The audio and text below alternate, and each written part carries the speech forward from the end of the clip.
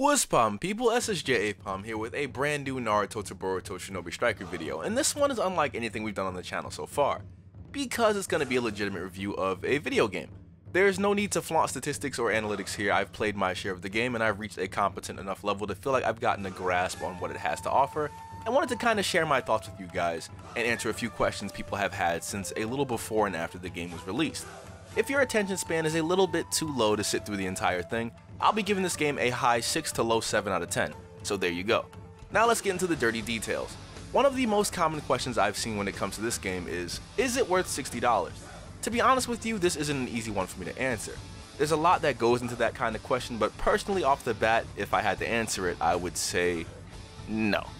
What you're paying for is essentially a hero shooter with a pretty serviceable character creation gimmick under the Naruto brand. It's not the best or worst by any means, but it definitely has some nice care and imagination put into it, while at the same time limiting exactly how far we can take things. At launch, we've gotten 4 PvP game modes consisting of Flag Battle, which is your run-of-the-mill capture the flag mode, Base Battle, your domination or point capture mode, Combat Battle, which is your traditional deathmatch mode, and Barrier Battle, a sort of defend the bastard PvP mode where the boss NPC has to be defended from one team while the timer runs down. And as a bonus, 65 PvE missions you can play through with up to 3 friends co-op. As the first home console Naruto game to sort of break free from the shadow of the Storm series in Storm 4, this is a decent set of content.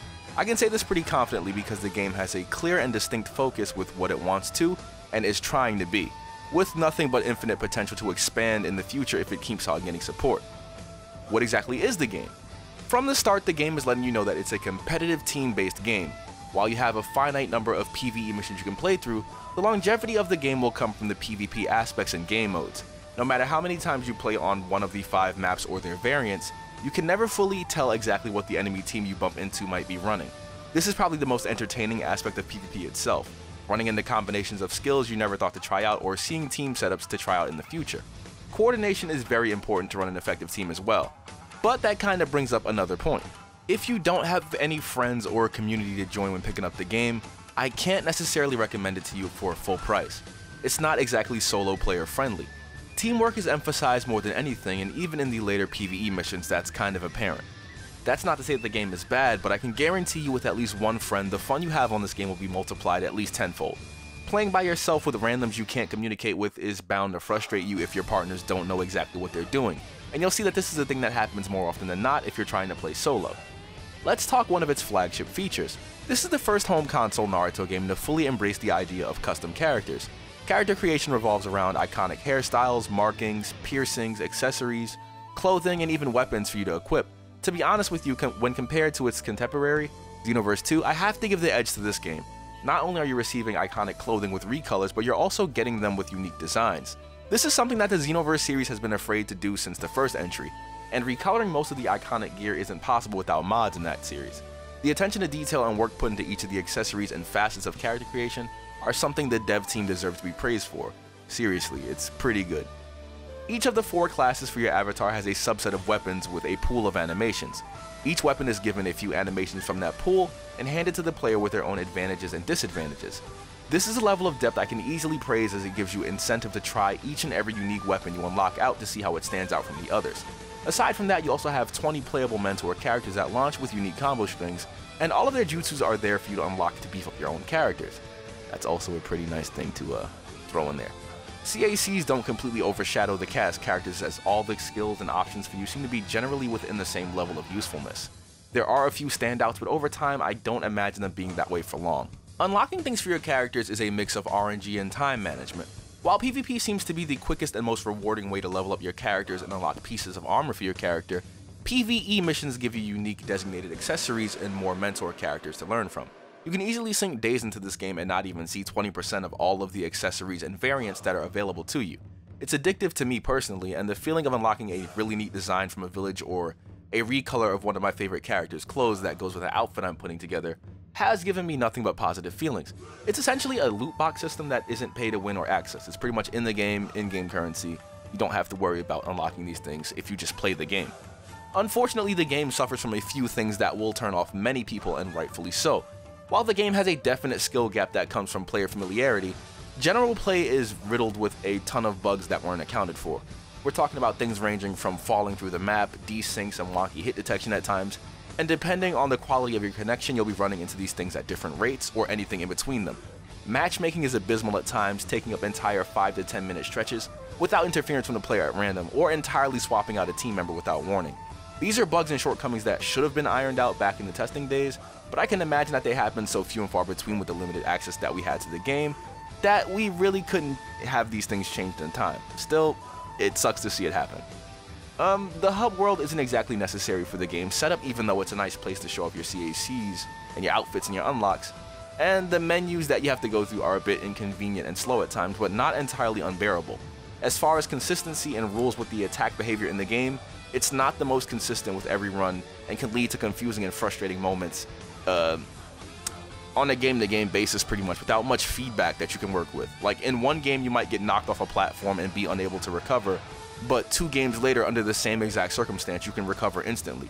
Things like that might definitely sour your experience with this game. I can say that wholeheartedly. On the same side of the coin though, I would say the saving grace of this game is definitely the gameplay. When it works, it absolutely shines.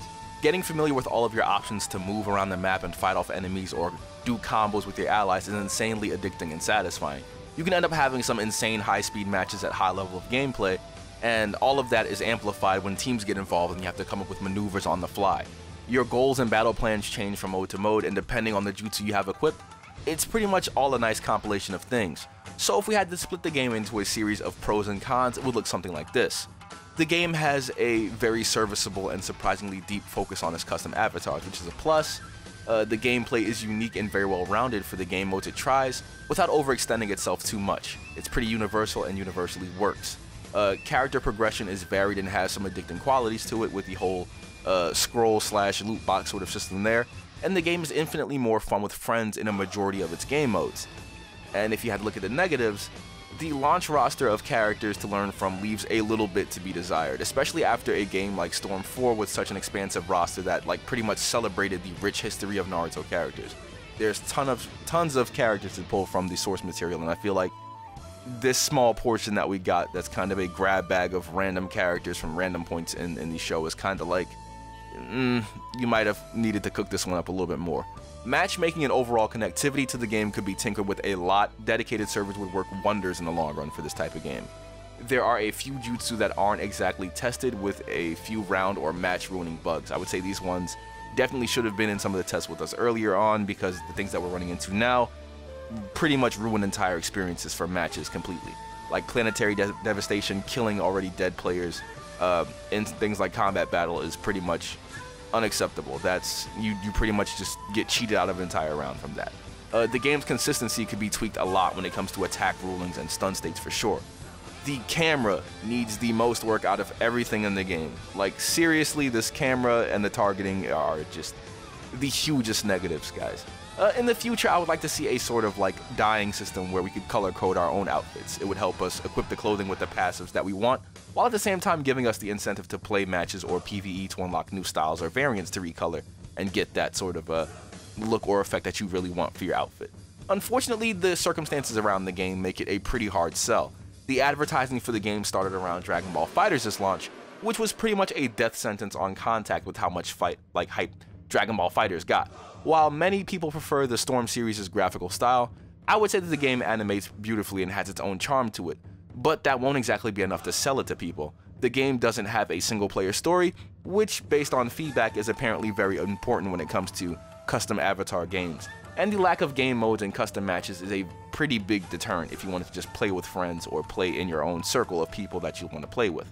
By being the second mainstream anime game to feature custom avatars, it will always pretty much be compared to Xenoverse 2. While I argue that this game does several things right that Xenoverse 2 doesn't, the overall on-disc content just cannot compare to the huge catalog that you can find in Xenoverse 2. The devs put a lot of work and care into this game, but it definitely comes across feeling undercooked or unpolished in some pretty glaring instances.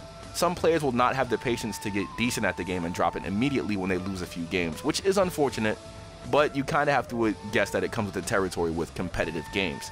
For me, I like the game a lot. The gameplay and character creation bits get a pretty good definite 7.5 to 8 from me. The variety in the game modes and semi-limited character roster at launch get 5s from me. but that's not to say the game doesn't have potential. I personally enjoyed this game infinitely more than I enjoyed the Storm series. It just doesn't feel like there's enough here yet. If we get a second entry or the game receives support for like a year or so, and it can finally become fully fleshed out, the game may end up in a much better state than what it's currently in. That is a pretty big if though, and the current setup it seems like they're taking for the DLC practices might leave this game dead in the water sooner than later. It's looking kinda rough in that department. So to reiterate my entirely unbiased score for Naruto to Boruto Shinobi Striker, I'm giving the game a high 6 to low 7 out of 10. If you can grab it for a discounted price and have friends to play with, I'm more than comfortable recommending it to you. But as the game is right now, it's a bit bare bones, even though it does do quite a few things right. It needs a little bit more work, a little bit more meat on its bones. Have you personally played Naruto to Boruto Shinobi Striker? Are you having fun with the game personally? What would you rate the game if you were to review it? Feel free to drop a comment below with your score for the game and keep the conversation going. I'll be sure to check some of them out if you guys are commenting. I'll be seeing you all in the very next video, so take care of yourselves and exfoliate. I have to find a better format for these reviews, but I think we got this one right. But yeah, high 6, low 7. It's alright, it's okay. Get it for the discount. Where have you been? I'm searching all along.